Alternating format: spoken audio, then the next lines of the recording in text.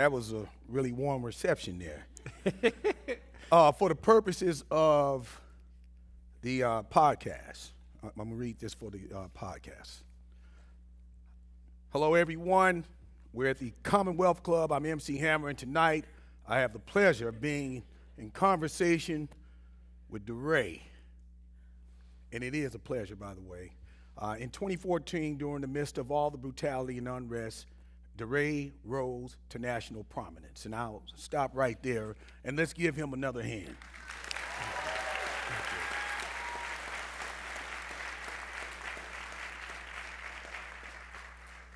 Before we jump in, though, let me just say it's an honor to be on the stage with MC. MC's a friend and a legend, and Thank you. it's Thank you. good to be here. He is even cooler than you want him to be. I'm excited for him to share his stories tonight, too, and it really is an honor that all of you came out tonight. Thank you. Thank you. I don't think I'd rather be anywhere else. So this is something, life is a journey, and certain things you want to make sure that you were that your voice was heard and you were not silenced, and that you were counted in the moment. So as I expressed to you myself in the past, your work and what you've done and your courage has been very important to us. So I wouldn't want to be anyplace else tonight. With that being said, I do want to say a couple of words that are important for people to understand. One, the word brutality. And when you look the word brutality up, the definition is defined as savage, physical violence, and great cruelty. So anybody wonder or who has any misgivings or misunderstanding of what this is all about, this is about voices crying out saying that we don't want to be brutalized. And I think if you listen to that definition, you get a better understanding. This is about people standing up saying, "Hey, I'm a human being. I'm a person, a family man, woman, and brutality just doesn't fit with my person and or my beliefs." And then the second thing is injustice, which really encapsulate the same things: cruelty, tyranny, repression, exploitation, bias, prejudice, discrimination, and intolerance. So with that being like the foundation of this great conversation, and we're only going to have about 40 minutes to really get into it, I just wanted to lay that as a foundation, and then jump into things, and then also say that we're going to have about 15 or 20 minutes for Q&A at the end of this, and maybe a little more. Maybe a little more. Is that all right? So, DeRay, I want to jump right into it, and again, I want to thank you for the book. The book is substance, and there's so many things out there today that are not substance. I told you, in the back, that if I were to actually teach from the book can be taught for years to come. It would take time because obviously you were very meticulous in your thoughts and what you wanted to communicate with this book. So I want everybody to know that if you don't have the book, or some people who don't have the book, go out and get the book, because it will enlighten you in so many aspects. It really will. He telling the really truth. will. I believe that. And instruction in reading it's important. You're a teacher, so you know, but a lot of people don't read. And also with the way news and information is fed to us, it's always leaning in one direction or the other. So, and you talk about truth a lot in the book. You talk about truth. And so people can't really properly divide or disseminate truth. If you really dive into the book, you'll get a better understanding of this truth, of the truth of this struggle, of the truth of things that led to protests. And I look for books like that. I look for books that can to give more fuel to the conversation and put it in its proper context. And this is what the book does. And with that being said, DeRay, I want to ask you this. It says, protest is the work of hope. Protest at its core is telling the truth in public. It is the confrontation and disruption rooted in the acknowledgement of a future that has not yet come, but that is possible. The work at hand is hope work. So you describe it as hope work. Tell us more about that. Yeah, I think about, people talk about truth and reconciliation all the time and don't want to acknowledge that the truth has to come before the reconciliation, right? And that when we think about this work is that we were telling the truth with our bodies, right? We stood in the street to say that we don't know everything, but we know Mike should be alive today. That was like what we felt confident in. That was what kept us in the street every night. And like when I think about the work of hope, hope is a belief that our tomorrows can be better than our todays. Hope, when King says that the moral arc of the universe bends towards justice, that's about faith, a belief in things unseen. When we say that the arc bends because people bend it, that is a statement about hope. When I think about why people on the street, why people running for office, all that to me is hope work. And like I'm obsessed with that. Like what does that mean to be committed to this? And I think about the work of telling the truth is like sometimes the uncomfortable work, but the important work. I was at this... This is not a humble brag. I just want to provide the context. I was at Miss Tina's party, Beyonce's mom, and it was, but the context is important. So I'm at she has this wearable art party every year, and so you have to like wear art. So I go and I'm wearing this like plastic coat thing that has 4 quotes on it, and it has 4 facts. One fact, they're all true, is that we arrest more people for weed than all violent crimes combined. That 1 in 5 black men in Florida can't vote. That is true. And then one of them was that white high school dropouts have more wealth than all black college graduates, which is true. So this guy walks up to me. He's like, is that true? He's a white record exec at like a major place because this is the party. So he is like, is that true? And I go, yeah, it's true. And he was like, well, DeRay, the reason that white people have more wealth is that there are more white people. And I'm like, like we're at this party, so I can't like flip out. So I'm just like, I'm like, oh, that's really interesting. And I'm like, because like, what else do you say, So I'm like, the only reason there are more white people is because you killed half the people and enslaved the other half. And I say it just like that. And he is like shocked, right? Like he's like, I don't know. And I'm like, this isn't something you get to not know, right? Like that just happened. But it's just, but when I think about that in the context of this question, it's like the truth about wealth is that we gave white people wealth, right? We did. We gave white people houses with 1% loans for a long time. We gave them free education. Like we gave it to them. And when you think about people of color and poor people, all of a sudden nobody has any imagination. They're like, we don't know what to do. It's like, we already did it, right? Like we did it once before. And like, I'm obsessed with that like if we can rewrite the tax code on the back of paper towels and napkins and scrap paper, then like we can actually do all of this in a generation. That this doesn't have to be a 500-year solution, a 600-year solution. They literally rewrote the tax code on scrap paper. That is wild, So that to me like keeps me rooted in this moment. When I think about hope to me is the fuel. My faith is tested often. Do I think it's necessarily going to change? I don't know. But do I think it can change? I do. And I know that it'll only get there when there are people like imagining a different world, like fighting for something they haven't seen before. That to me is the hope work. Wow, if that was a lot to consume from that small question. So now, don't worry, we got it all. And it was entertaining at the same time, but that's your style. You bring a lot of substance and then you give us a little laughter with it, and that make the medicine go down a little bit better. I like it. But it's still strong medicine. I would say, so before he asks the next question, we were together at this event, and these are the light sunglasses. He normally wears darker sunglasses. That's exactly right. That is That's true. exactly right. So we were together, and somebody like came up to me. They're like, DeRay, so good to meet you. And I'm like, I want you to meet my friend MC. And that's just how I introduce him because it's fun, right? So I don't say Hammer because that gives it away. So I'm like, MC. And the person literally, I wish I videotaped her. She's like, oh, hi, Mr. MC. And then she's like, MC Hammer! And she just screams. It's like so great every time. But see, the light sunglasses, it's him. The dark ones, it's really, you don't know. My hair changed. So I'm just not wearing my hair the same way, that's all. No. Part two of hope. The absence of hope, not its presence, is a burden for people of color. If anything, blackness is a testament of hope, a people born in and of resistance, pushing against a tide meant to destroy, resting in the belief that this world is not the only one that can be. What were you intending to further expound on that? What were you trying to say? And I understand what you said, but you also are talking about our ability to adapt to situations that many would find insurmountable, and yet still find not only hope within those tough,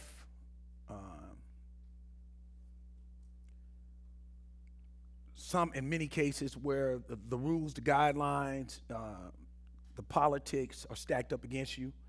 All those things in one, and still find hope.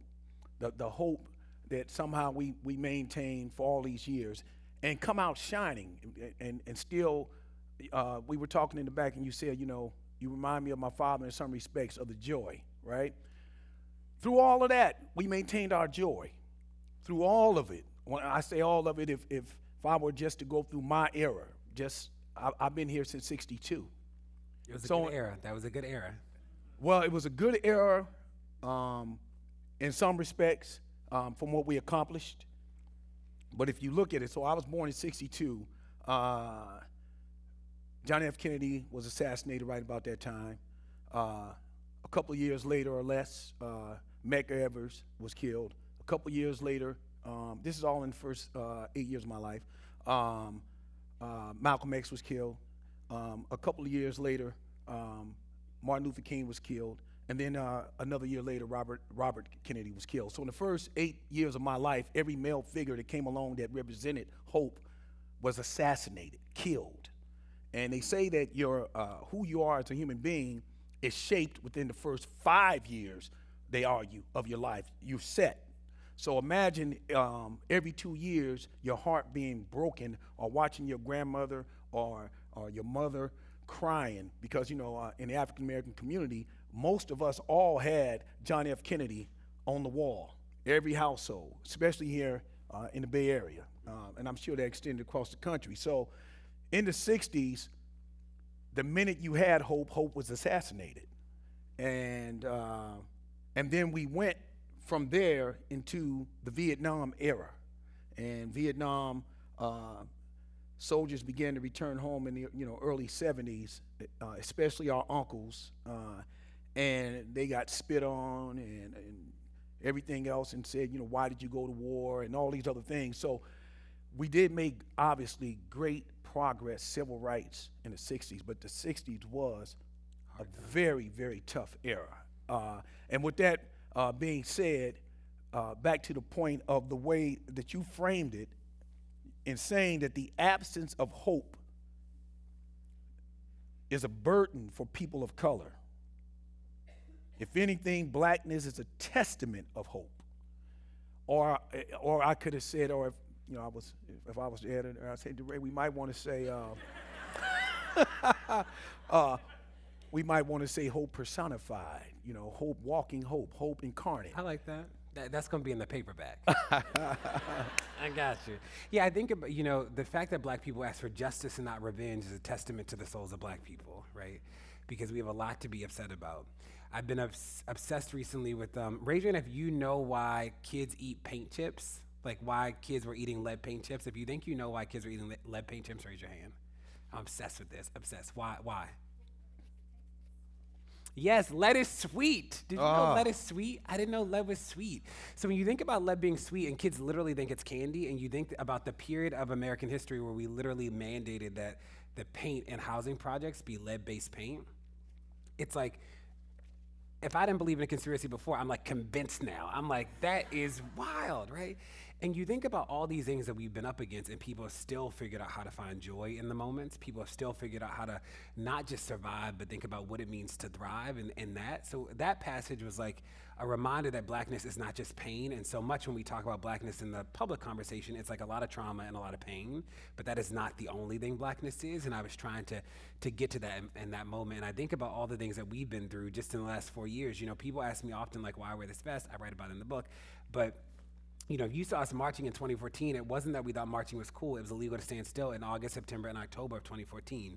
That if we stood still for more than 5 seconds, we were arrested. It's why we marched all day long. And I never want to forget how fragile freedom is, because we lived it. It wasn't just something I read about. It was like, oh, I remember, I had the first tweet it was called the 5 second rule, and like I had the first recorded instance of the 5 second rule in St. Louis. I was on a corner. These police came over to me and they were like, "Sir, you can no longer stand still. You can't pace this area, and you can't go and come back." And I'm like, I don't even know what that is. So I tweet it, and then when we eventually sue them, like I get on the stand and the judge, it's like my tweet, and the judge is like, "What is a tweet?" And I'm like, I'm like, I don't know what it's like. October 2015, we're still in the middle of the street, and then he's like, "What is Twitter?" And I'm like, "This thing that you say things on." I look back at the transcript and I'm like, what was I saying in October 2015? But I never want to forget like how fragile that stuff is, and I'm always impressed that Blackness has survived, right? And like that Blackness has thrived. I even think about the way that Blackness is represented in the media now. Is that there was a long time where like all Black characters were literally just either like enjoying some sort of survival or like enjoying sort of the scraps of oppression. They're like, I'm poor but happy, and you're like, is that really the best we can do, right? Like that can't be the only image that we can put on TV. So I'm excited about this moment that we're in with the representation of joy in Blackness, and like just how public it is in a beautiful way. Beautiful, beautiful. You can clap.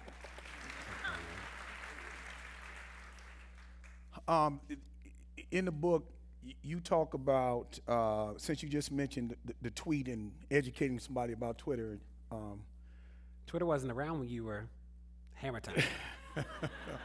I wish it was. People would really know me. There's such a misperception of, this is not my show, this is your show.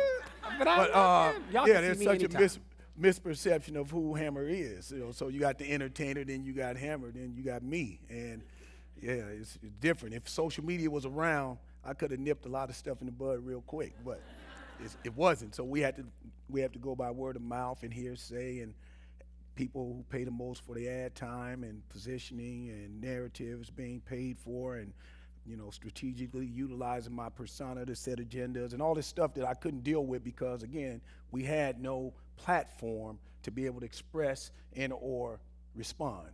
But that's why I was one of the first ones at Twitter back in 2007 and 8, and sat down with the guys and dubbed myself the official ambassador of Twitter in 2007. And just like you on this book tour, I went on a tour. I went to Harvard Business, Stanford, Oxford, trying to explain to everybody that this platform would change the world, because now we will be able to mobilize audiences, we will be able to control marketing and blah, blah, blah. Anyway, it would have been great to have it then. We don't have it, but you got it, and you used it very wisely. So, and it's been very important to us. So at the same time, and so one of the things that you mentioned about exclusion, and you talked about the first time the professor from UCLA who really hashtagged Black Lives Matter, but it was a totally different context. It was based upon cities and things that were happening in cities and data and so forth and so on. Please expound upon that. So talk about Marcus Hunter is a professor at UCLA, and he is the first recorded instance of the hashtag Black Lives Matter. And there's this chapter called The Friend That's Always Awake. I'm talking about Twitter because I've always thought that Twitter is like the friend that's always awake. Like people ask me, like, why did I tweet so much? And it was like, I needed somebody to tell. And Twitter was like the friend, like I need new deodorant. It's like tweet. And like I need, I like plums, tweet. And like that was it for me. But I write about him in this chapter. I write about a couple people that have been just like forgotten in the larger narrative. So you think about Claudette Colvin, who most people have sort of heard of now. She was the first person to refuse to get off the bus in Montgomery. You might not know about Joanne Robinson, who I write about in the book. So the Montgomery bus boycotts were actually started by a professor, Joanne Robinson. She essentially got somebody to open up the school stenography set, and she made 50,000 flyers in the middle of the night, showed up at the high schools, passed out flyers. That's why people started boycotting. Like that has been erased in the larger narrative. And then I write about Marcus Hunter, the first person to ever tweet Black Lives Matter. And in that chapter is sort of about like how we have a responsibility to remember these things in real time and what it does to us that we willingly forget all the people who make movements move. Is that I'm the first person to say I'm one of many people who was in the street. There were many people who did incredible things that helped us like build this narrative that changed the conversation across the country. And that, like, if you forget about John Robinson, people retell Montgomery as like king and them coming down to like do all this stuff. And really, it was like one person who was like, I think we should boycott, went and passed out the flyers. And that to me is always this reminder that you are enough to start a movement. Like, people forget that, like, Harriet Tubman didn't have a 501c3, right? But she made an impact.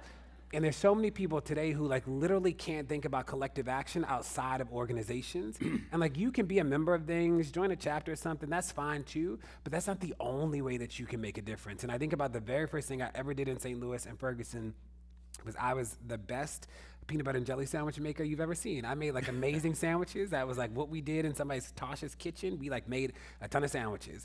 And like, people forget those stories. You see events like this and you don't see me sleeping on the side of the road, or like in Miss Margaret's house on this really special air mattress with the cat walking all everywhere. You know, like, you didn't see those, but those are the stories that I try and lift up in that chapter of like all the people that have been forgotten along the way. But if not for them, there is no movement. Mama Cat, there was a woman who made dinner for protesters like Sunday nights, and that would be the only meal that a lot of people got. And like, we'd be out from like 7 p.m. to like 4 a.m., you know, and nothing would be open because they were afraid of the protesters. So like at midnight, if you're hungry, it's like, where did you go? And like, people stepped up. You know, there were people who like, they'll bring out their grill and they would like grill hot dogs and hamburgers on the side. Like, it was so much community, and like, those things have been forgotten, but we remember them because we were there. And I wanted to use the book as a way to bring those stories back. All right, it's fantastic, and actually, you told a great version of it there, but in the book, it's even more powerful. And I actually want to quote it from the book because it was it's real. I'm all about important. quoting from the book. So years before any of us would take the streets, a college professor affirming his importance in August, Marcus Anthony Hunter, a gay black man and now the chair of African American Studies at UCLA, he was studying black migration. As a professor, his studies, he was thinking of ways to challenge his students and others to think about blackness as defined not only by skin color, but also by our relationship to and away from power. And to realize that when we consider blackness in that sense, we find that most people are politically black. That's real heavy for us to even consider our relationship to power and away from power. And I think when you do look at it that way, more people would consider themselves politically. They have a better understanding what it is to be politically, black from that perspective. And he, somebody should do a whole piece on Marcus Hunter. Like, people should write about him. I talked to him, and he was like, when you look at how cities have been formed, like what black people did determined almost everything. Like where black people chose to go, where they were excluded from, like where they died, like that was like that actually is a defining part of how America became America. So when he tweeted Black Lives Matter, he was saying like that he was a different version of there is no America without black people, because he's saying that like what black people did and how their bodies moved like reshaped America in a host of ways. And it was interesting because he has just been forgotten in the larger narrative about both the movement, about the hashtag, about like how we talk about the civil rights space. And I wanted to use the book as a way to resurface that. Good. This is good because, again, the narrative got hijacked, and the narrative got, the hashtag got hijacked. So when you say Black Lives Matter, depending on who you're talking to, it means a totally different thing. For some people, a wall go up immediately. It's Black Lives Matter. Black Panthers. I didn't say Black Panthers, I said Black Lives Matter. Black Lives Matter. Where the guns at? I didn't say anything about violence. As a matter of fact, the only thing I spoke about violence was, again, when we started this conversation, I said brutality, and I defined what brutality is. And Black Lives Matter to me means I don't want to be brutalized. Black Lives Matter to you, for some reason, means Black Panthers, and even that narrative got hijacked, but that would be a different conversation. But it means without substance, anger, violence, anti-whiteness, all these other things that come from, again, people's ability to hijack a narrative, but it certainly is not what the origin of what Black Lives Matter is and was. And to this point, and again, in the book, is very well stated, over time, and we're talking about Marcus Anthony Hunter at UCLA, over time he had come into an awareness of an irrefutable truth that black migration and movement is the defining characteristics of growth in cities and always has been, that what black lives choose to do matters significantly. Listen very closely. And on August 20th, 2012, he fired off a tweet. Check out these amazing articles by @Gene23Bean and Alden Morris, new ed of Context Magazine, hashtag Black Lives Matter. He was explaining about the power of the migration and influence and that black people have. And that was the origin of Black Lives Matter. And at a later time, and you can expound more about this, but during Ferguson, which I was there, I didn't see your jacket. So that means The vest. It's a vest. the vest. I didn't see the vest, but I ran into a lot of people there in Ferguson, and I like the analogy and the reason why you changed from hashtag Ferguson over to hashtag Black Lives Matter. Talk about that. If you remember in the early days, like we were all tweeting hashtag Ferguson. That was like what we did. That was like what we tweeted, and hashtag Mike Brown. But Ferguson sort of took off. And what was happening though is that the trolls were like also starting to flood hashtag Ferguson, and we just like couldn't. All of a sudden, it stopped being like a powerful way for us to organize, which was actually really hard. And then there were people who came down with signs that said Black Lives Matter. And remember, we couldn't stand still. So like we weren't really making a lot of signs and stuff because like we couldn't stand still. And who wants to like lug around a sign as you're like walking down the street? So it was really a lot of people who came to visit, like they would bring a lot of signs and we'd be like, that's great. Because like we didn't have, to make a sign, you have to be still, and like we couldn't stand still. So people bring signs, and there were a lot of signs that with the hashtag Black Lives Matter. And I remember the days that we just started to tweet it out, and it became, we think about hashtags as really great paper clips for conversations, and it became like a really dope paper clip, and it blew up, and like that was a big deal. What was interesting about St. Louis though is that like we had such a great tunnel vision, like being in the street. It's like I had 800 followers when the protest started. I had like 10,000, 50,000, 100,000. But the reality is that in St. Louis, I had the same amount of influence as I had at 5,000 that I did at 500,000, because we were like so sort of just tunnel vision on what was in front of us. It wasn't until I like traveled outside of St. Louis that I realized that like everybody across the country had been watching everything that we had been doing.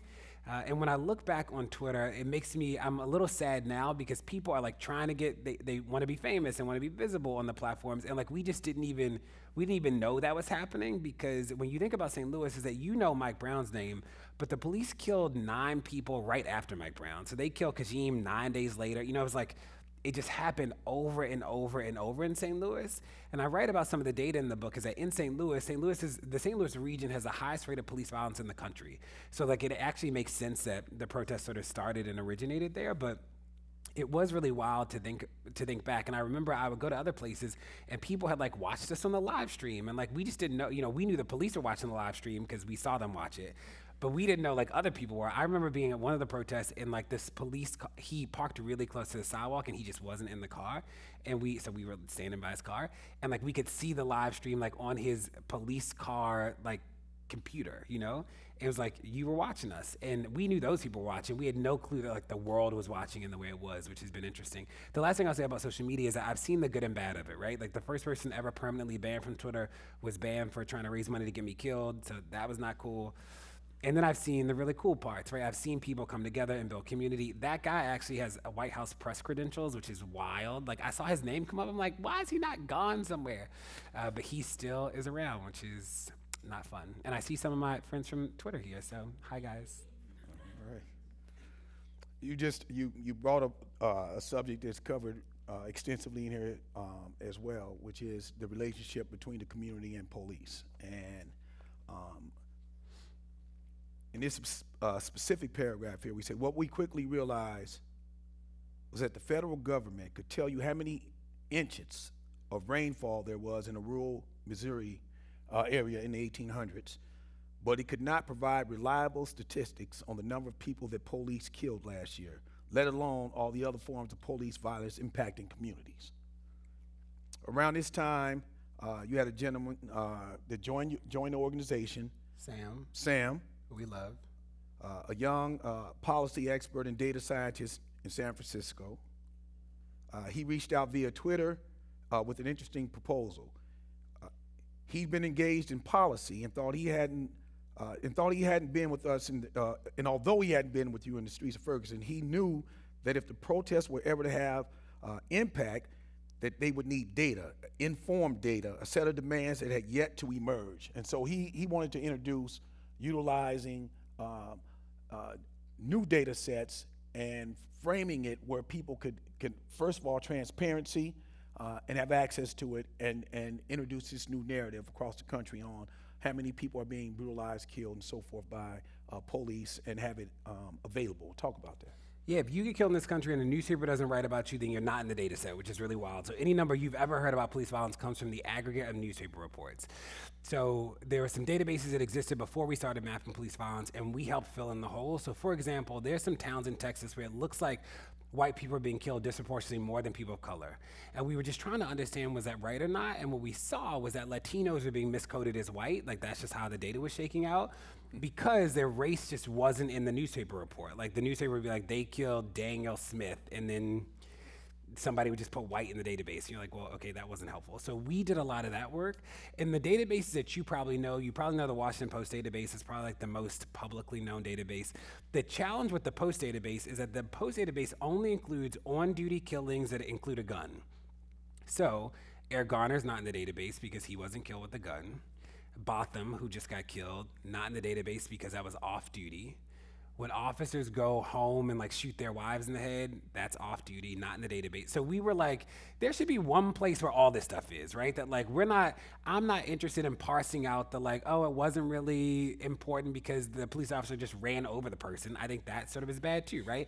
So we put all this stuff in one database because we were like, this is a real problem. So if any of you saw a recent study that came out that linked police violence to mental health in communities, it's an interesting study that came out. We saw it, we woke up, we're like, this is a great study.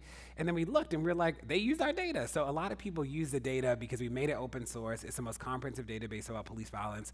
But what we also did is that we created the first public database of use of force policies and police union contracts in the country. And I write about some of this in the book, but you think about in California, there's a law that says that any investigation of an officer that lasts more than a year can never result in discipline regardless of the outcome. That just like doesn't make sense, right? And we're like, you can love the police and that still don't make sense, right? In Cleveland, they destroy police officer disciplinary records every 2 years. We think that also is sort of wild. In Maryland, the law says that you can file an anonymous complaint against an officer for everything except brutality. That is like what the law says. And you're like, that just doesn't make sense, right? People are like, do you hate the police? I'm like, that's just not fair, right? Like I don't have to hate anybody to say that we shouldn't be destroying the disciplinary records. That like doesn't make sense. And we spent a lot of time trying to create space for these conversations. And you know, MC, you started off talking about the power of language. And I do think so much about like this conversation is how do we create entrances for people into this? Like how do we help people think about this differently? So like I think about for 2,000 years, we literally slit people's wrists and called it healthcare. We were literally draining people's blood and we're like, the impurities are gonna drain out. And it's like, that didn't really work. So people are like, oh, their blood pressure went down. It's like, yes, because they had no blood. And what people had to do is like, we had to start to rethink healthcare and say like, this actually isn't working. Let's think about something different. And that's what we'd say sort of is happening right now when we think about policing is that like, you think about Baltimore, we spent $500 million. The clearance rate is 20% or less. The FBI just indicted an entire division and the DOJ just came in and said there's a pattern of racism. It's like, even if you believe that capitalism is the best system, this is just a bad return on investment, right? Like it's just not working. And the second is like, how do we put some of the work back on other people? I was on a panel once with an officer and she said to me, she's like, DeRay, there's a lot of crime, communities are dangerous, blah, blah, blah. And she's like, are you saying that the police should never kill somebody? And I'm like, well, when should the police kill your child, right? Like, your kid's gonna do and make a mistake that harms other people, I'm sure, or gonna disadvantage somebody else. Like, what's a mistake that your child could do that like would be okay for somebody to put a bullet through their head? And she's like, I don't know. I'm like, well, I don't know either, right? Like, if you don't know, then like, why do I have to have another parent go through that? And that is a part of our work is like, how do we help people like think about this differently? And you even think about like, raise your hand if you've seen Zootopia. A lot of people. Rajan, have you seen Bad Boys? Okay. He's like, Zootopia. So what's funny, he's like, I don't know what Zootopia. What's funny about both of those is that, so Zootopia, if you haven't seen it, Zootopia is an animated film. The main character is a rabbit who's a police officer. Bad Boys is Bad Boys. And in both of those, in Zootopia, like, the bad guy stole the onion, whatever. So there's somebody steals the onion, which is like a problem. But what happens is that she is like running through communities trying to find this guy. Like she is literally like running through people, knocking people over. She goes in that miniature community, just destroys all this stuff. Bad Boys, they're like shooting into crowds. They're like chasing people. Like it's just like this wild idea. And you think about it and it's like, we've actually embedded in communities this notion that like the police can sort of do whatever they want in the name of safety, and that just can't be the way that we think about it. It's everything from Bad Boys, which is like an action movie, to Zootopia, where you're like, did they really just run through these people's neighborhood? Like that's just like a bad message. So write the people at Zootopia and tell them not it. It's a good movie in general, but that part, you're like, for the onion, you destroy these people's neighborhoods. Not good.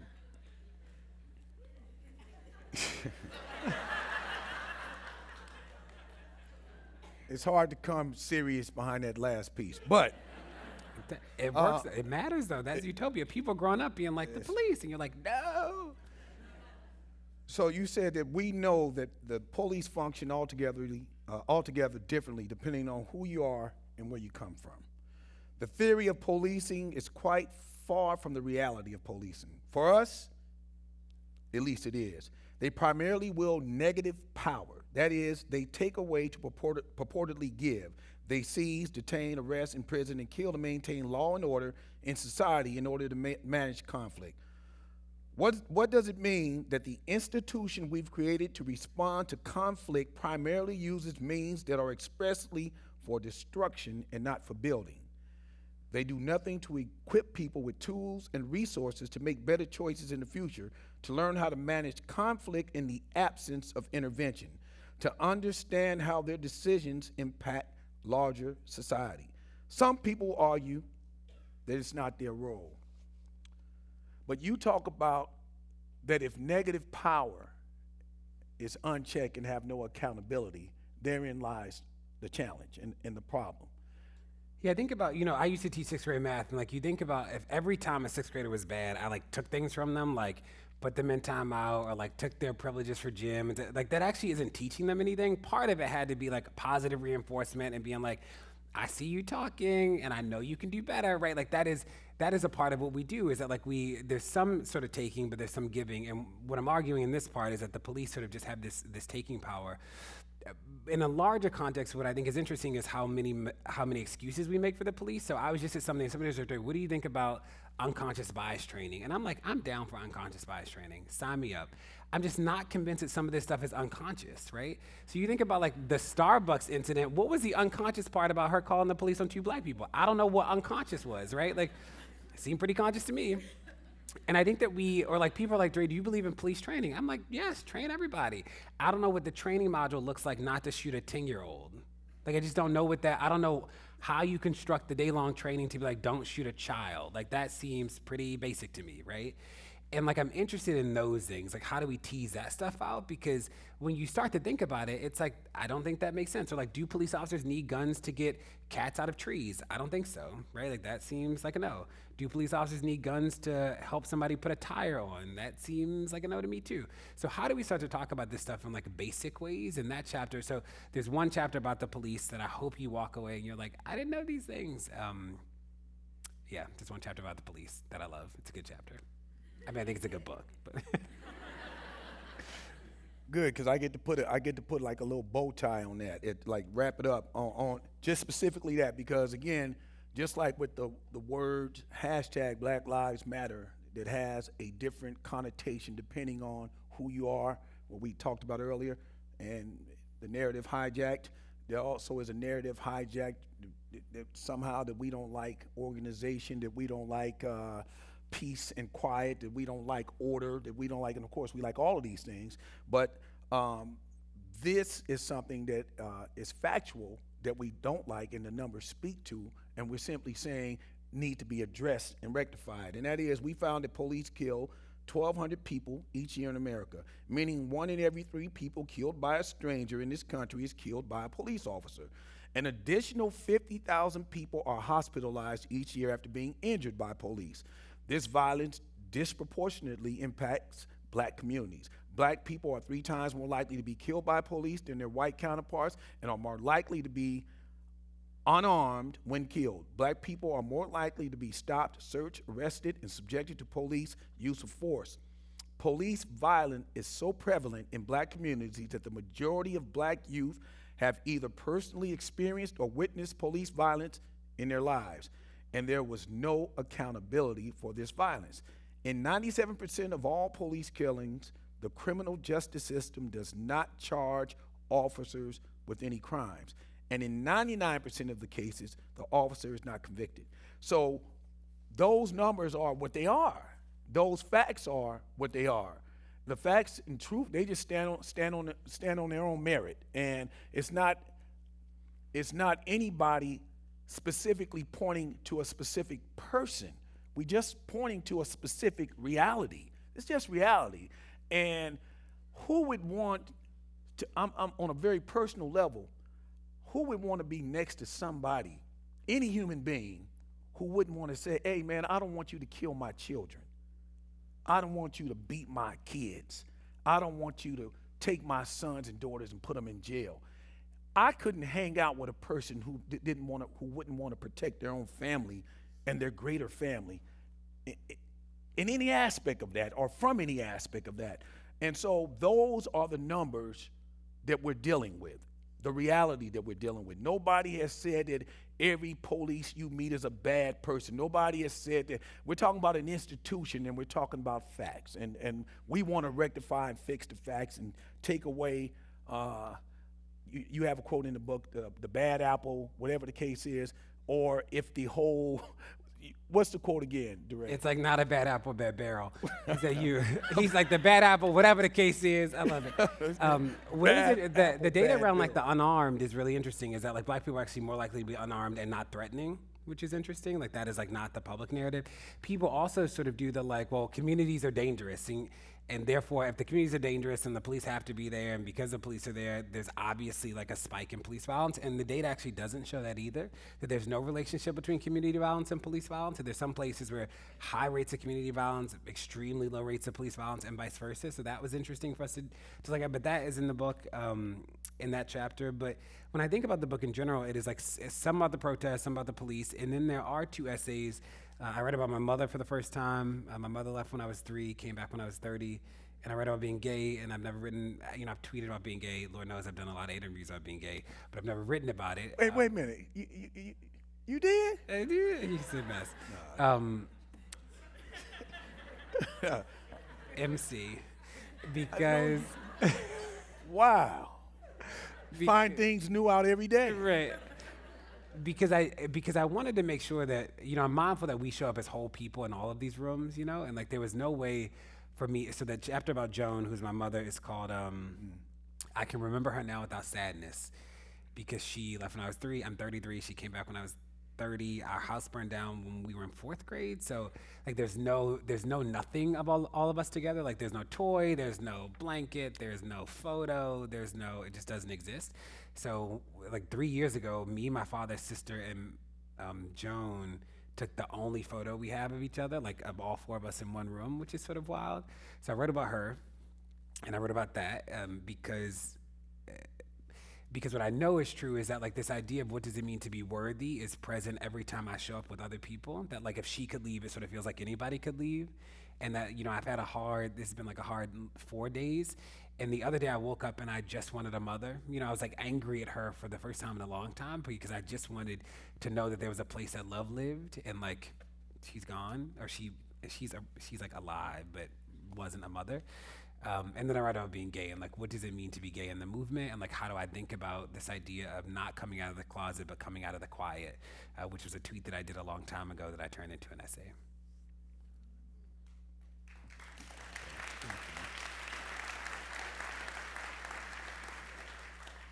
Watch how I start this.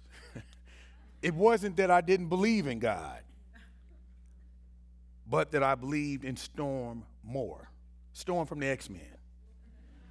The X-Men seem somewhat more relatable to me than a Jesus who died for my sins and rose again. I went to church because I had to. Church was about more than God to me, or rather, it was not about God so much as it was about the other things. It was the cadence, the rhythm of blackness in one room, all of us focusing on something other than our pain for a moment, asking for relief from a power greater than our own, able to cry and dance and sing and laugh and feel free. It was this feeling of freedom that I most remember from church.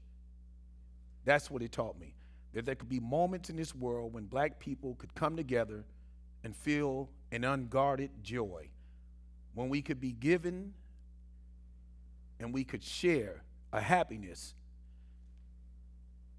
that could take us through the next week until we needed the next dose next Sunday. But my father, to him, church was holy. He often credits his recovery from drug addiction as being possible only because of his relationship with God, a power greater than himself. He even thought that he might have been called to be a preacher. One of the memories that I'll never forget is watching him preach about Jesus' crowns of thorns on the cross. But for me, church was a place I went because I had to go. I will say, this is only the second time I've heard somebody else read from the book. And I'm like, I like that. You know, it's funny. I'm like hey. That's fun. So that chapter is called I Was Raised by Magic. Right. And, well, I just want to say that I find all of that. There's not enough time. We can have some great conversations about all of that, and we will, about all of it. And because we're getting closer and closer to Q&A, I do want to include this. It really goes along with what you were talking about just a second ago. But freedom is not only the absence of oppression, but it is also the presence of justice and joy. We have never seen a world of equity, justice, and joy. We are trying to create something altogether new, and it is impossible to create something new in the absence of hope. I would even go as far as to say that many would decry hope. The loudest could eventually be the most hopeful among us. I know I said that a little differently, but many who decry it the most could be the most hopeful among us. They are doing the pre-work of hope, deconstructing our current realities, but they are afraid that they may fail, so they hesitate to build, or they fear that the work won't get done. What were you trying to say in that specific point? So I'll say two things. One is about the chapter I Was Raised by Magic. I'm obsessed with. I was trying to think about like where did I learn good and bad and like good and evil, and it wasn't church. It was it was Storm. It was like the X-Men taught me so much. And when I think about Storm, if you remember the cartoons, is that Storm would like show up first. She'd like razzle dazzle like the lightning bolts and rains and something, and then she would like always step back a little bit, and like the team would come in. And I learned so much about like what did it mean to have power and restraint, like what did it mean to be a part of a team of all great people. Like Storm taught me all those. I write about Mario Kart. Is that if you think about Mario Kart, what is beautiful about Mario Kart is that the closer that you get to number one, the less power-ups you get. Like you just don't need the help when you're close to number one. And like the further, when you're number 12, you're getting everything you can get. You know, it's like you're getting a lightning bolt, a red shell, a green shell, like you're getting it all. And like that taught me about like what you get when you need. And like, so I write about that, like this idea of like we learn these things in many places and those are all valid. That like church taught me some things. It taught me this sort of freedom and joy. It didn't teach me good and evil. I learned that stuff much later from church, but like Storm taught me so much. And the second piece, this idea of sort of the people I think who are afraid to hope and like what that looks like is that people ask me all the time, like, what's the difference between the right and the left in terms of messaging? Why is the right so good at messaging? And it's not that the right is actually good at messaging.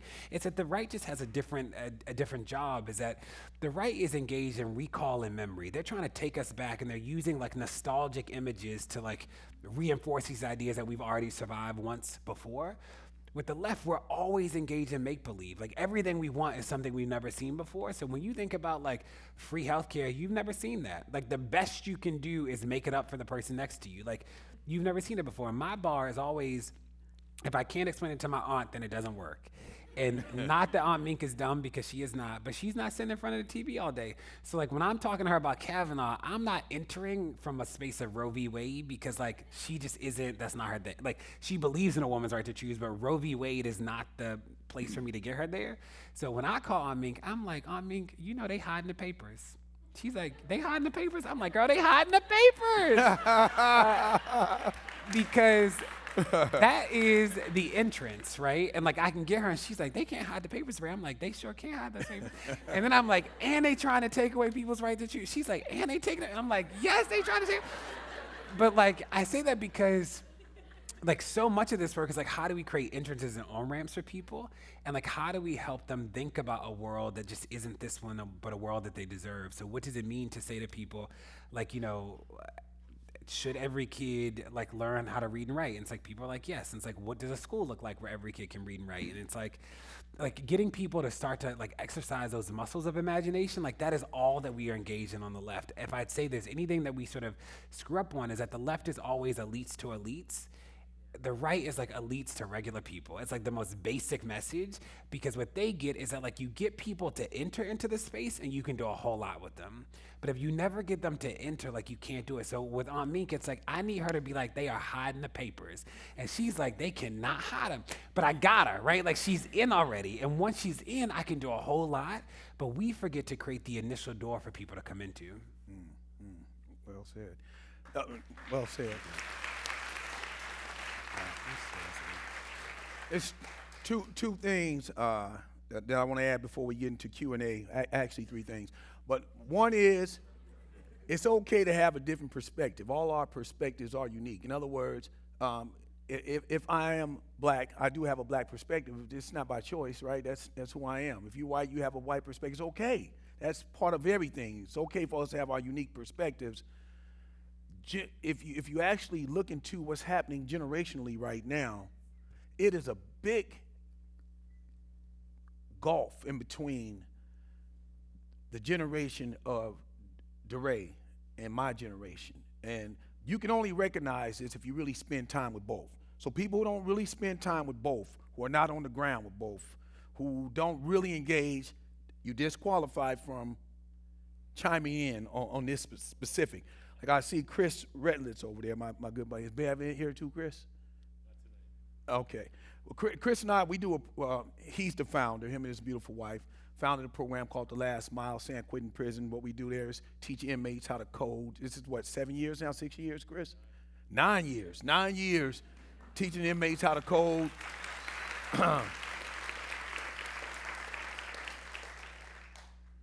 When I go there, or any other prisons that I go to, fortunately and unfortunately, both, Chris will tell you I'm at home. I relate to, it doesn't matter the age of the inmates, young, old. I know the perspective they coming from and where they coming from, because that's where I'm from.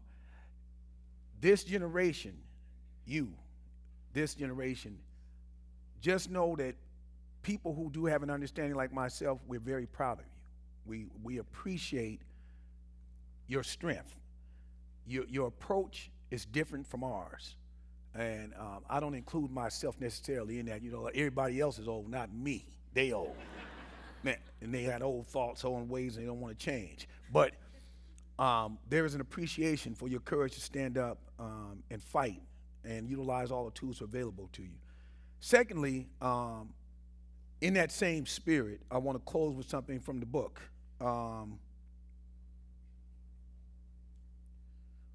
We do not stand in the shadows of those who came before us, but we stand in their glow. And that glow exists because they put forth a vision of the future that they fought for. We did not invent resistance or discover injustice in August 2014. We exist in a legacy of struggle, a legacy rooted in hope, and we can win. And if we do, it will be because more of us understood that this is a system of choices, and we have learned how to build power to make new choices. When they say that power concedes nothing without a demand, they are reminding us that the demand has to create something new, a new power, dynamic, a new reality, and hope is the fuel of this demand. Hope is not magic. Hope is work. Let's get to work. I love it. I love it. I love it. I love it. I love it. I love it. MC, the man. I love it. I love it. We're gonna do questions now. I think Yep. we have a mic. Yeah, it's Right here. Q&A time. Don't get shy either.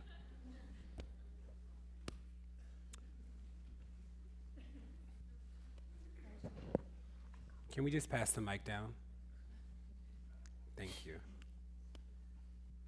Hi, this is working cool. This is a question kind of about your social media involvement and just kind of what you think of the current climate of things. So I guess the conventional wisdom is that social media and a lot of these platforms like to think of themselves as just a means of amplifying voices and kind of reflecting what's already there. And so you have marginalized voices that can coalesce on social media and be amplified both for good and for bad, right? But that's not entirely true because these are essentially new institutions, but they're being built by groups of people that aren't necessarily, at best, representative of the communities that they're serving. And so I'm kind of wondering to hear your thoughts on how the, just ways in which these platforms and these institutions are built that are kind of reflective of the blind spots of the people that are building them, or of the people that are reflective of the fact that there are people that are not building them, that are using them and are being represented by them. Yeah, so we had a meeting with Sheryl Sandberg not too long ago, and we were pressing Sheryl on a lot of things, but one of them was around the hidden or like the private Facebook groups and then the private Instagram accounts that are like white supremacists. And the challenge with Facebook specifically is that the whole reporting mechanism is like predicated on like you reporting it. And it's like, I'm like, Sheryl, how do I report the private page? Like, it's private. I just know it exists because we know they exist, but like, I can't report it. And she was like, DeRay, AI is gonna fix it. And I'm like, when? When is AI, like, when is the AI coming to fix this stuff? And I think that is, that to me was like this really incredible moment of disconnect. It was just like, we know they exist, right? Like we know that some people are coming to the platforms and they are already awful, which like, that's not the platform's fault. Like you just came bad. Some people are coming bad and like finding all the other bad people, and that is actually the platform's fault. Like you can stop them from radicalizing and like joining these communities and creating communities. So I worry about what that looks like. I think I'm a little more empathetic to Twitter just because I know those people over there well, and I think that they are, even when we disagree about some things, I think that they like get it better than anything else. My sort of challenge to Twitter is always that I worry that they hear so much from people representing the people impacted and not the people impacted, right?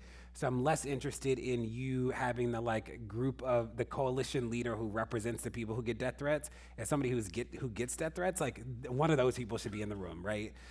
People like women who have actually been abused on the platform should be in the room, not like the president of the people who represent those people. Like, so I get worried about what that looks like at Twitter a little bit more than anything, because I think some of the decisions are just like, you're just like, where'd that come from, right? That was like the wrong thing.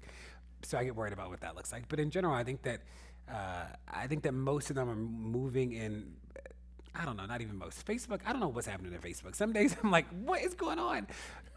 So I don't know. Like the Russia thing was really interesting. We sat in the room when they literally were like, I remember Sheryl saying to us, she was like, we did not have an impact on the election, but we registered more people than both the parties. And we're like, that seems like an impact on the election, right? And she's like, well, it was voter registration. You're like, well, they were voting in the election. You know, it's like this moment where you're like, what is happening? So they confuse me.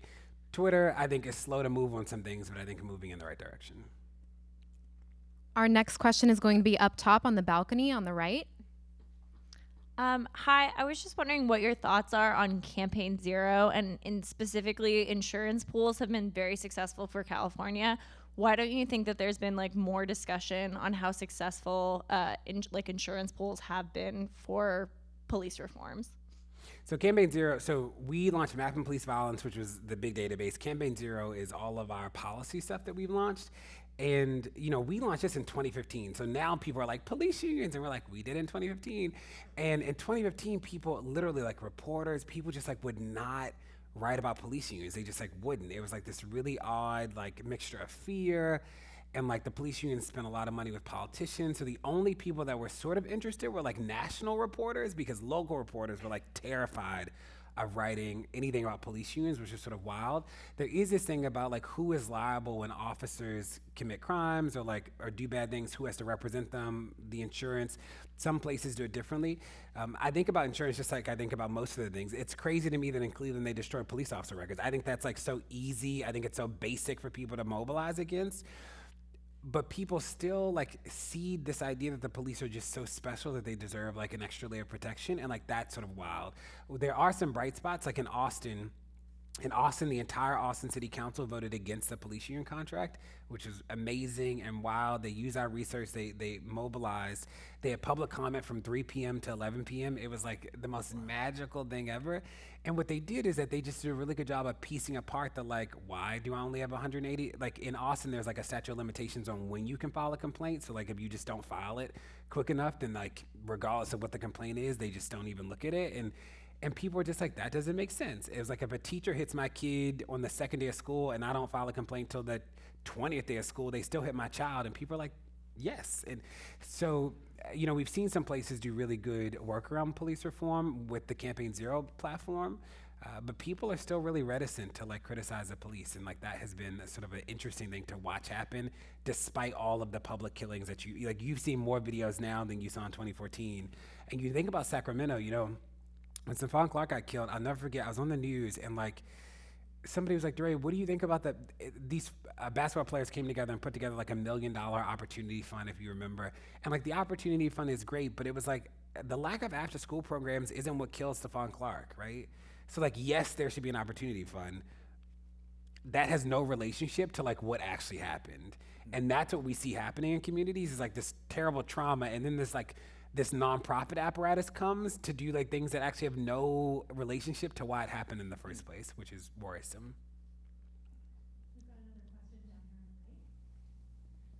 I was wondering, in your process for researching your statistics for your book, did you come across anything that was, because there's lots that are appalling, but did you come across anything that was genuinely surprising? Oh, a lot of it. So I was in Portland, Oregon. In Portland, Oregon, I met with the police chief recently. She is a black woman. She's been there for probably 7 months now. And, when I come into the room, they think I'm going to like scream and yell, and like I'm not a screamer and yeller in meetings. I might be in the street, but in meetings, I'm pretty chill. And I'm saying to her, like, well, let's talk about the police union contract. Like, she's ready to like talk about all this other stuff. And in Portland, the contract literally says officers have to be disciplined in the least embarrassing way to the officer in the department. And like so I said it to her, and she was sort of being like, he's really dramatic, right? Like I could see it in her eyes, like he's really dramatic. And she's like, well, let me get my contract. So she gets the contract, and like that is just what it says. And then she's like, chill for the whole meeting. And you're like, yeah, because that is crazy. Like you can't defend that. Like there's nothing you can say to me that's gonna make me believe that you even think that makes sense, right? So then we had to talk about other stuff. And because I know it doesn't make sense, I'm not gonna beat her up in the meeting about it, because like she didn't make it, So those things, I think that clause is probably the one that I was like, I thought there'd be bad things, but that one takes the cake to me. Wow. So next one's on your right in the orchestra. So you use a lot of humor in getting information across, and in the book you talk a lot about joy and about hope. Can you talk about the role of rage and where anger comes in and how to use anger in a positive way? Yeah, I think that this was a lesson I had early in the protest, because I was so angry, and I thought that like the goal was to move the anger, like to get rid of the anger. And what I realized is that our goal and responsibility is to make sure that the anger doesn't overpower the other emotions, but not to remove it altogether.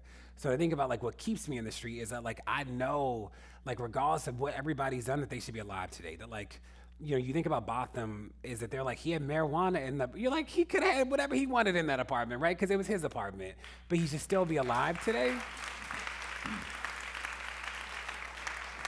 So the rage is still present. And like the reason that sometimes it's like this conversation about sometimes it's like a little jokey is, again, I'm trying to create entrances for people, right? Is that like, I know that for some people, if I start from a place of like, there should be no police, that just doesn't work. Like they are like, they're like, but my grandmother's car got stolen 5 years, and you're like, okay, I got it, right? That just like isn't a good entrance, but I can do the like, I can just like create this yes train around some of the stuff and then end at a good place. You even think about some of the stuff around larger inequities. It's like what does a 4-year-old have to do to earn dinner? Like, I don't know, right? Like, I just think that every kid should have breakfast, lunch, and dinner. Like, how does a 4-year-old deserve that? Like, I think they just deserve it, right? So how do we use some of these questions to, like, help people enter into this space? And, like, that is the role of humor and helping people just be shocked, you know? Like, I think about, like, I think destroying the police disciplinary records is so wild to me. Like, every time I say it, I'm like, that's crazy. I also think that lead paint, the fact that lead is like candy blows my mind. Like if I wasn't doing a lot with the police, I'd be like a full-time lead activist right now because I'm like obsessed with that. I think that is wild. But that was a tangent. Yes. But rage, you should have rage. All right, our last audience question will be actually up on the balcony over here. Oh, hello. So this is sort of another sort of emotional question. You seem so positive all the time whenever I hear you speak. And I just would imagine that there have to be some days where you don't want to get out of bed, or it just bums you out too much. So I'm just wondering, how do you maintain your positivity? How do you keep your message going in this positive direction without letting everything else affect you? And hello, MC.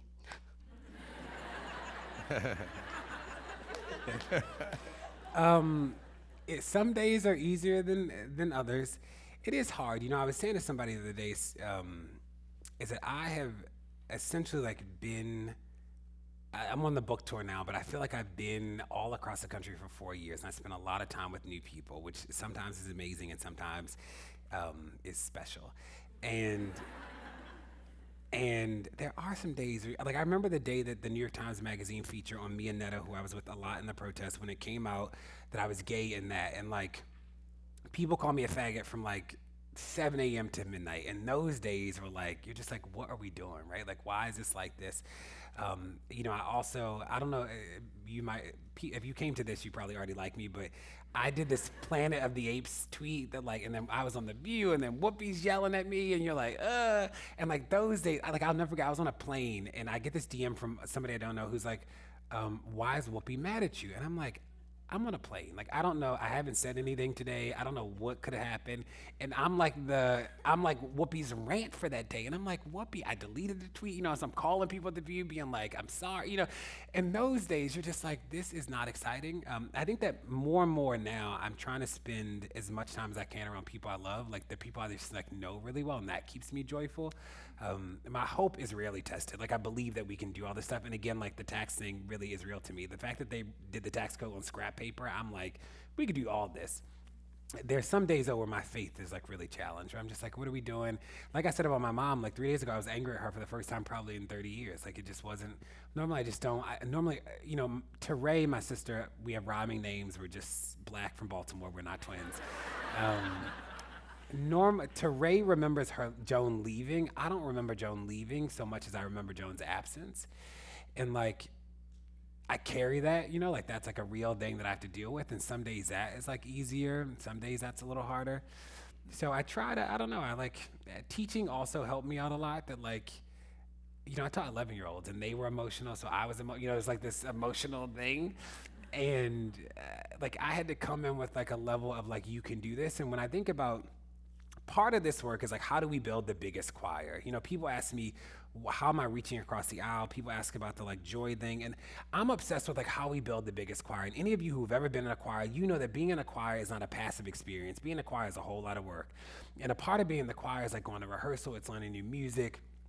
It is like singing in tune with other people, and it's like pushing people to use their voice in ways they didn't think they could do. And I think that is like what organizing is too. It's like, it's going into the congregation saying like, I know you don't think you can sing, but like, I think you have a voice, and I want to sing with you, and I want to teach you new music, and I want you to teach me new music. And like, that to me is like the biggest choir. What the best teachers do is the best teachers walk into classrooms and say, you already had the gift before I got here.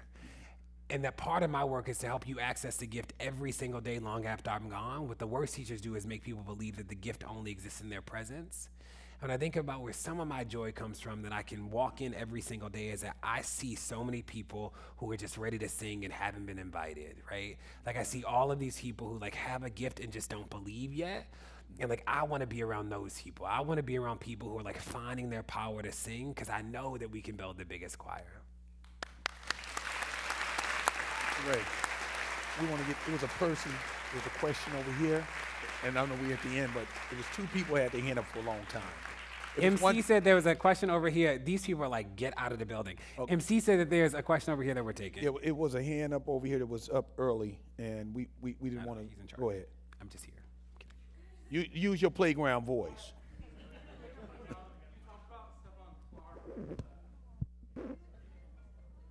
Thank you.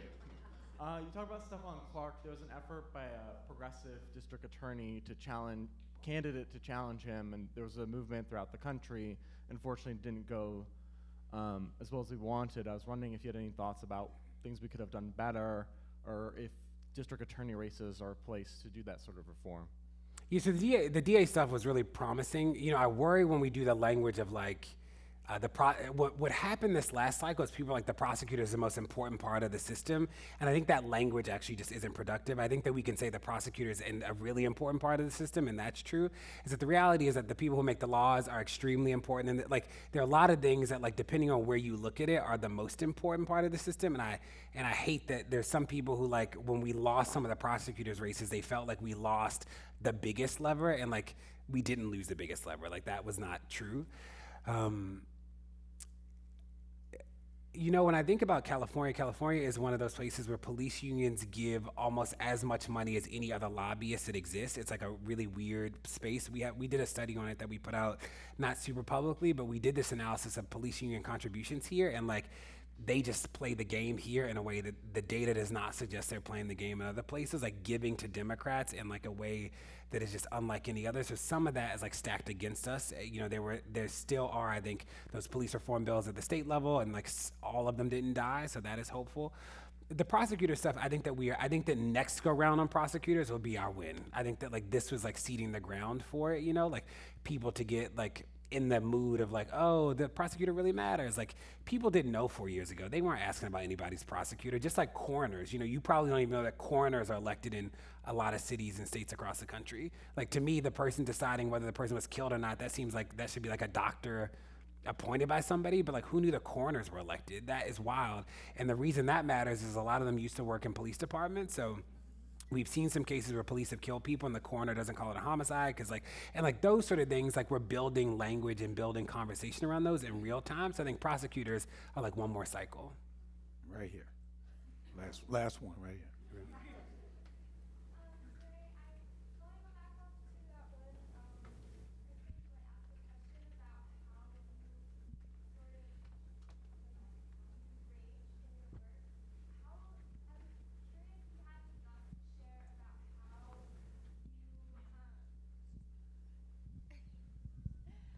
Hi, I was curious to see if you had any thoughts to share about how you personally strategize, like, how to use your talents and your time for your work, because it feels like there's just so much work to do, and it's like you have an extreme of like gathering and like organizing in protest and like being on the streets with your body, but then there's also this like all the micro work that you do every single day. How did you like, I wonder how did you strategize about how to spend your time? Yeah, I'd say three big things. One is that I'm completely aware that like I don't need to be everybody's entrance to the work, right? That like there's some people who they want to do it the way we do it. They want to like be partners in it in this way. And like there's some people, like there's just a better person who's like a better, just like better for you. It's like, MC, no more people. That's what she okay. She's like, I love you, MC Hammer, no more. No more, no more. Is that there's some people who like, I'm just not always the best entrance, and I'm okay with that. So there's some people who like come to me, they're like, oh, can I do that? And it's like, the best I can do for you is actually pass you over to the person who is the better entrance for you, and like that keeps me sane. The second is that a lot of the work that we do behind the scenes is connecting the good people to good people, is that the bad people all know each other. They might not like each other, but they all know each other. the good people, you'd be shocked. Like a lot of them just don't know each other, you know? So some of our work is like just connecting people, because I believe that if y'all know each other, then that actually takes the burden off me. So I don't have to always try and do the connection thing, because like now you just know each other and you can actually do good work. And if I can be a part of it, let me be a part of it.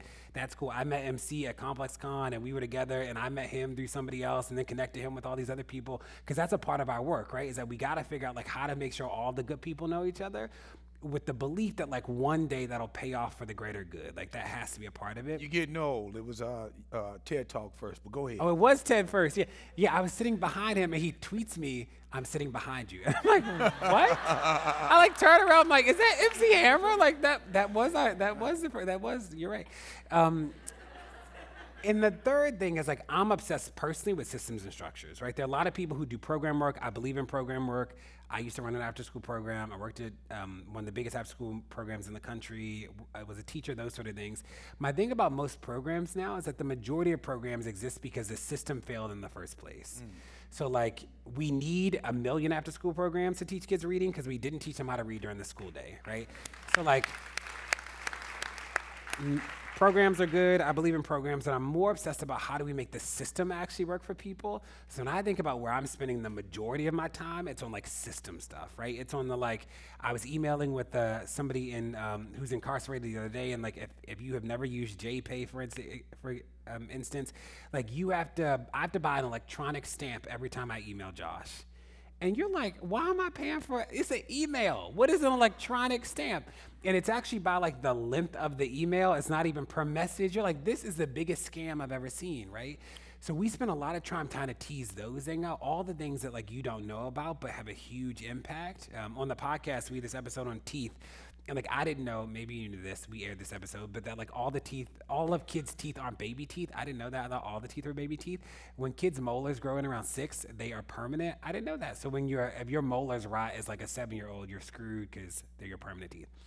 So part of the work around like dental justice is to help people who don't have regular access to dentists get their teeth sealed. You can get like your molars sealed so they just like can't get cavities. It's like a thing. If you have kids and they have not sealed their teeth, please seal your kids' teeth.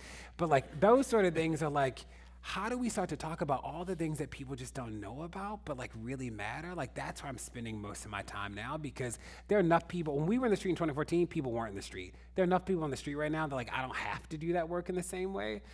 But like we don't see a lot of people thinking about like what are the large scale solutions to these things. And like that's where I'm like trying to double down in this moment. I know we have to end. It's an honor. I appreciate all of you coming out.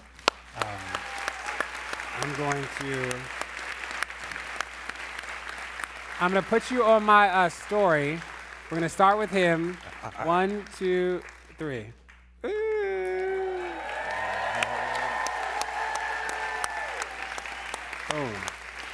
Okay.